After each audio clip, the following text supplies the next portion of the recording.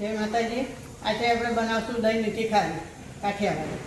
એમાં આપણે જોશે આ દહીં લીધું છે 300 ગ્રામ જેવું. અમૂલનું દહીં છે. અને આ છે લીમડાના પાન લીધા 4-5. આ લસણ લીધું છે. આ આપણે આખું નાખશું. અને આ ડુંગળી લીધી છે. કાઠિયાવાડી તીખારી દહીંની કરી એટલે એમાં ડુંગળી થોડીક પડે. આ હિંગ છે 1 ચમચી. આ સ્વાદ પ્રમાણે મીઠું લેશું. આ શેકેલ જીરું છે ચમચી 1. આ હળદર છે. આ ધાણા જીરું છે. અને આ લાલ મરચું છે. આ તેલ છે. અને આ પાણી થોડુંક આપણે લેશું. હવે આપણે આ ખાંડી દસ્તો લઈને પહેલાં લસણ ખાંડી નાખશું.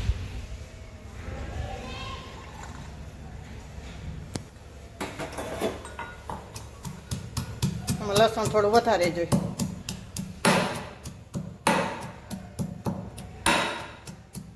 હવે આપણે મરચું નાખી દઈશું.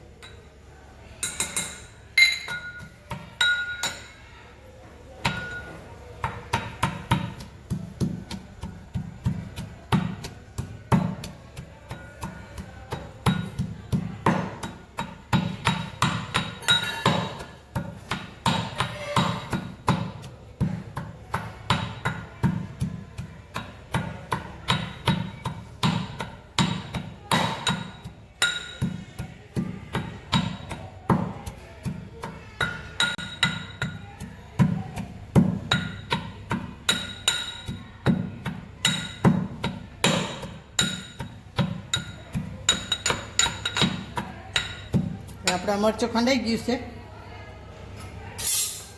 આપણે કે બાઉલમાં આપણે મસાલો કરી લઈશું.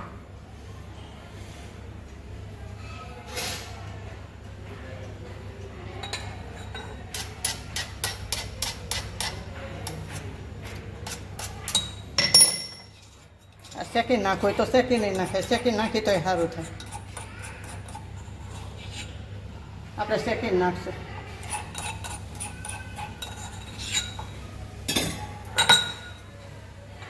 હવે આપણે ચૂલો લગાડશું.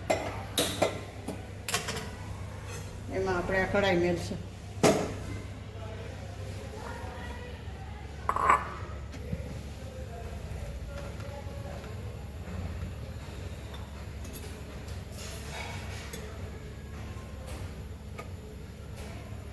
આપણે તેલ નાખશું. 2 ચમચા તેલ છે. આમાં તેલ થોડું વધારે જોઈએ.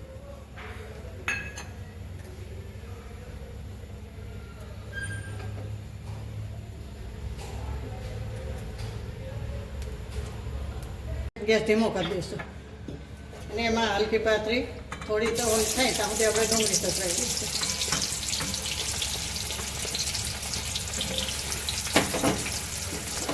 એમાં આપણે લસણના ઝીણા ટુકડા છે એ નાખી દઈશું. આ લીમડાના પાન નાખી દઈશું. આનો સ્વાદ સારો આવે છે. અને આ ડુંગળી થોડી નાખીને કરો એટલે તીખારી સારી થાય. અને આ કાઠિયાવાડી કહેવાય. હવે આપણે લસણ નાખી દઈશું. લસણથી મેં આપણે શેકી લઈશું.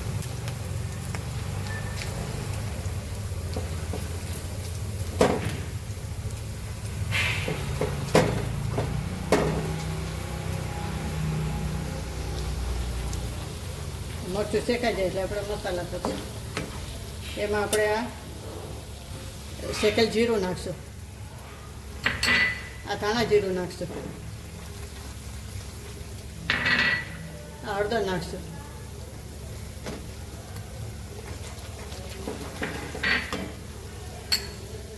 આ હિંગ નાખશું.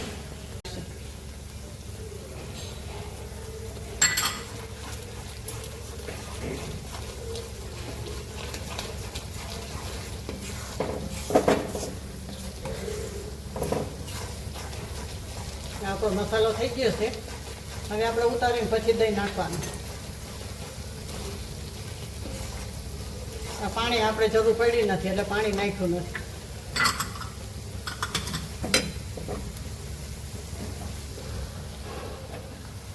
નીચે ઉતારી લઈશું. હવે આપણે એમાં દહીં નાખશું.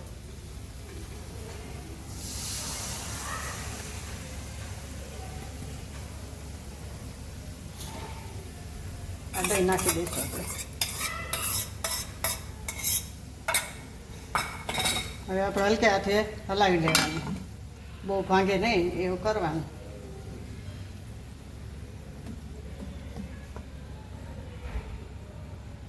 દહીં થોડું દેખાવું જોઈએ એટલે ખબર પડે. હવે આપણે સોલ કરશું.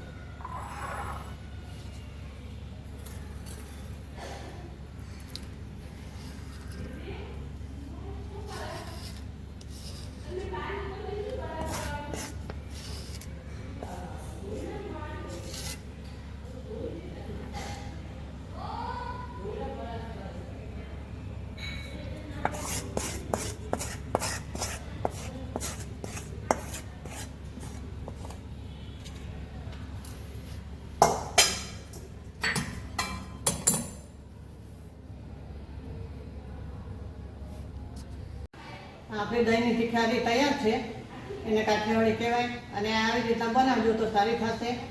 અને લાઈક કરજો, શેર કરજો અને કમેન્ટ કરીને કહેજો તમને કેવી લાગી. બેલ આઇકન દબાવવાનું ના ભૂલતા અને સબસ્ક્રાઈબ કરજો પહેલી વાર આવ્યા હોય તો. જય માતાજી.